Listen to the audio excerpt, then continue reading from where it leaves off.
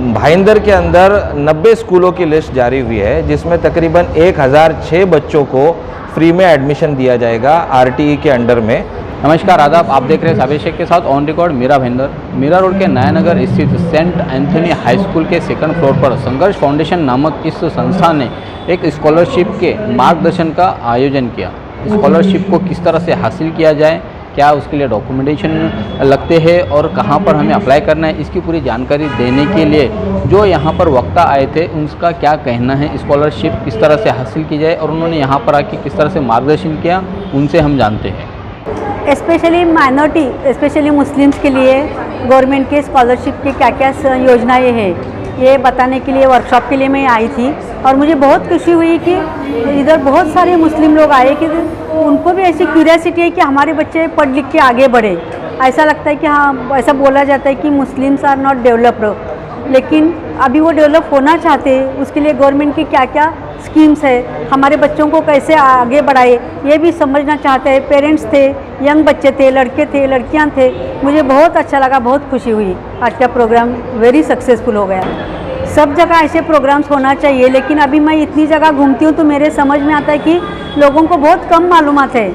हमारे लिए सरकार क्या कर रही है इसकी मालूमात ही नहीं है। और डॉक्यूमेंट्स में हमारे मुस्लिम्स बहुत वीक है, तो डॉक्यूमेंट्स बनाने के लिए भी हम सब लोगों ने उनको मदद करके गवर्नमेंट के सभी योजनाओं का फ़ायदा लेना चाहिए। संघर्ष फाउंडेशन मीरा रोड में उनकी बहुत शुक्रगुजार हूँ। उन्होंने सब ये ऑर्गेनाइज़ किया, क्योंकि लोगों को मालूमात नहीं होती, लेकिन उनको कोऑर्डिनेट करने वाला कोई नहीं रहता। तो ये संघर्ष फाउंडेशन ने ये जिम्मेदारी बहुत अच्छी तरह से निभाई। और मैं सचमुच यही चाहती हूँ कि सभी महाराष्ट्र में जगह जाके इस तरह की इन्फॉर्मेशन मैं दूँ और सब लोगों ने इसका फ़ायदा ले और ज़्यादा से ज़्यादा अपने मुस्लिम बच्चे पढ़कर आगे बढ़े, क्योंकि पढ़ाई के बगैर उनकी डेवलपमेंट नहीं होगी।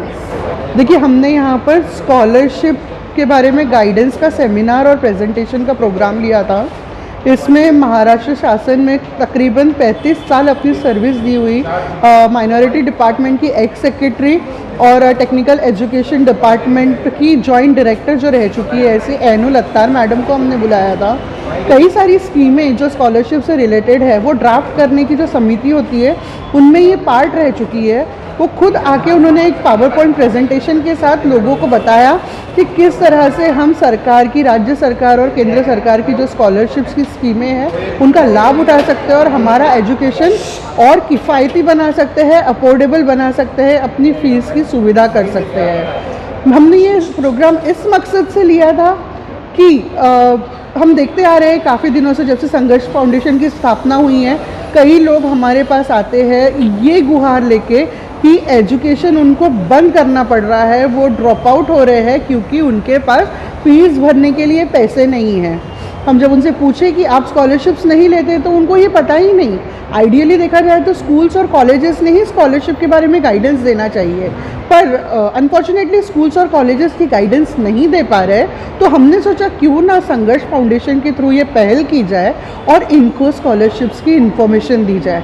ये प्रोग्राम के थ्रू इन्फॉर्मेशन लेके अगर कोई बच्चे स्कॉलरशिप का फॉर्म भरते हैं, उन्हें पैसा मिलता है और इन पैसों से वो अपना एजुकेशन कंटिन्यू करते हैं, तो इससे बड़ी जीत, इससे बड़ी सफलता इस प्रोग्राम की और नहीं हो सकती। राइट टू एजुकेशन के अंडर में फ्री में प्राइवेट स्कूल के अंदर एडमिशन्स होते हैं बच्चों के। भाईंदर के अंदर 90 स्कूलों की लिस्ट जारी हुई है, जिसमें तकरीबन 1006 बच्चों को फ्री में एडमिशन दिया जाएगा आरटीई के अंडर में। और ये बच्चे 8वीं क्लास तक फ्री में पढ़ेंगे प्राइवेट स्कूल में। पहली से 8वीं तक का खर्चा बहुत बड़ा खर्च होता है, और जिन लोगों का उत्पन्न इनकम 1 लाख से कम है, वो इनकम सर्टिफिकेट तहसीलदार का अगर वो बना के लाते हैं और आधार कार्ड उनके पास है तो वो एप्लीकेशन सबमिट करते हैं। और 3 मार्च से 21 मार्च तक ये एप्लीकेशन का विंडो ओपन रहेगा। उसके बाद में वो लॉटरी प्रोसेस में चला जाएगा। तो अगर 1006 वैकेंसीज़ हैं तो एक बहुत बड़ी तादाद है, और ज़्यादा से ज़्यादा लोग इसके अंदर एनरोल करें और इसके अंदर अपनी किस्मत आजमाएं, ये हमारी रिक्वेस्ट है मीरा भाईंदर शहर से। सबसे आसान तरीका तो ये रहेगा कि आरटीई के बारे में पहले जानने के लिए RTE 25 करके गूगल करेंगे तो उनको बहुत सारी इन्फॉर्मेशन मिल जाएगी।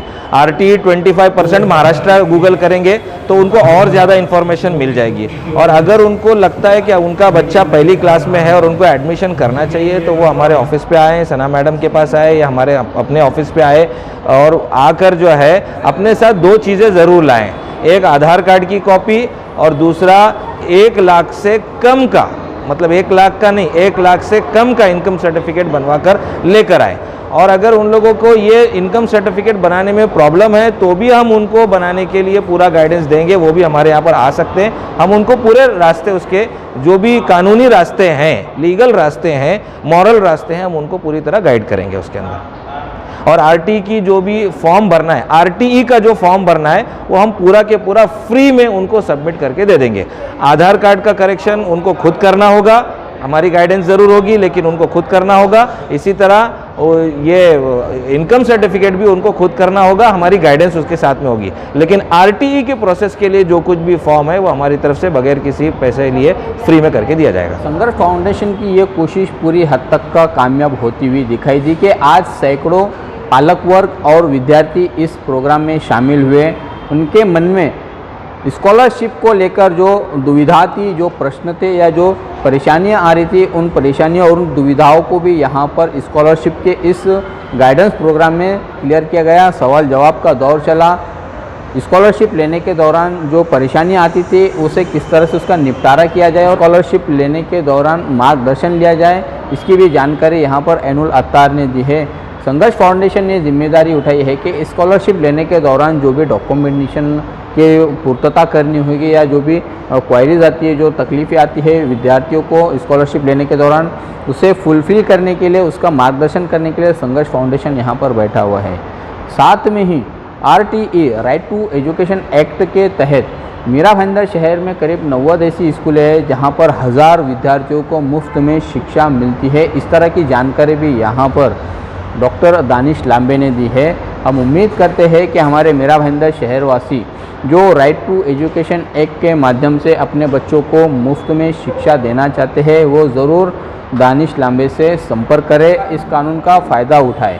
आप देख रहे हैं आरिफ कुरैशी और साबिर शेख के साथ ऑन रिकॉर्ड मीरा भाईंदर। धन्यवाद।